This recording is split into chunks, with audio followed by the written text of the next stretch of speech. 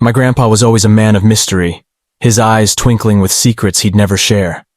But when he passed away and left me a box of old tapes, I had no idea that those recordings would unveil a world of terror beyond imagination. He had always been an adventurer, traveling to the most remote corners of the world in search of the unknown.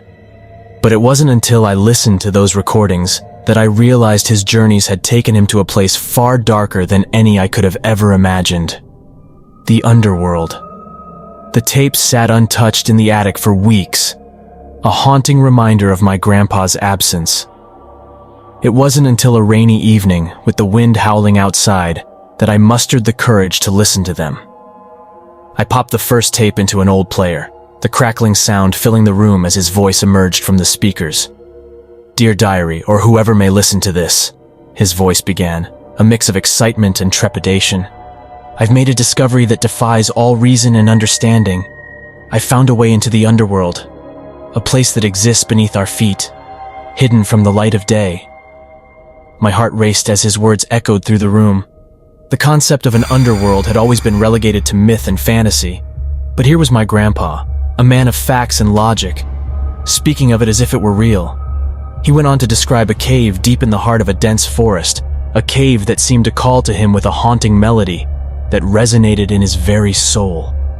Over the course of several tapes, his voice crackled with a mixture of awe and terror as he recounted his visits to the underworld.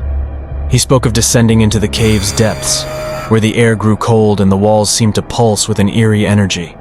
He described encountering strange creatures that defied description, shadowy figures with glowing eyes, lurking just beyond the edge of his flashlight's beam. Listening to his words, I felt a chill crawl down my spine. I had always admired my grandpa's courage, his willingness to explore the unknown. But now, his adventures had taken him to a place where the laws of reality seemed to break down, and the creatures he described filled me with a sense of dread I couldn't shake. As the tapes continued, his voice grew more frantic, his words interspersed with nervous laughter that masked an underlying fear. He spoke of being watched, of the feeling that unseen eyes followed his every move. He described the eerie melodies that echoed through the underworld, a haunting chorus that seemed to seep into his very soul. "Stay away from the darkness," he whispered on one tape, his voice barely above a whisper. "The creatures, they hunger for something beyond comprehension. They hunger for us." It was clear that the underworld had taken a toll on him, that the mysteries he had uncovered were driving him to the brink of his sanity. He spoke of nightmares that invaded his sleep, of shadows that danced at the edge of his vision, and of a sense of impending doom that he couldn't escape. One tape stood out from the rest, a tape in which his voice trembled with a mixture of terror and resignation. He described an encounter with a creature unlike any he had encountered before, a creature that exuded malevolence and power. Its eyes, he said, were like pools of darkness that seemed to suck the light from the surrounding air. He spoke of the creature's whispers, a symphony of chilling promises that danced on the edge of comprehension. "I can't escape them," he whispered, his voice broken. "They're in my mind, in my dreams. They're a part of me now." The final tape was the most disturbing of all. His voice was barely recognizable, a mixture of desperation and madness. He spoke of his realization that the underworld was not just a physical place.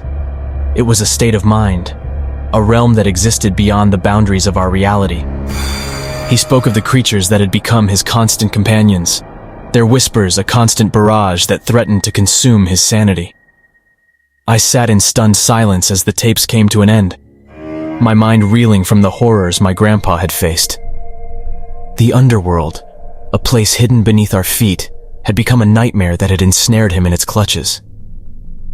I couldn't shake the feeling that the creatures he described, the malevolent entities that hungered for something beyond understanding, were somehow still present, lurking just beyond the edge of my perception. As I write this, the shadows in the room seem to shift and dance, and I can't shake the feeling that I'm being watched. The melodies my grandpa described echo in the corners of my mind, a haunting reminder that the underworld is not a distant fantasy.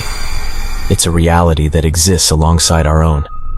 I don't know what compelled my grandpa to venture into that dark realm, to uncover the secrets that were never meant to be discovered.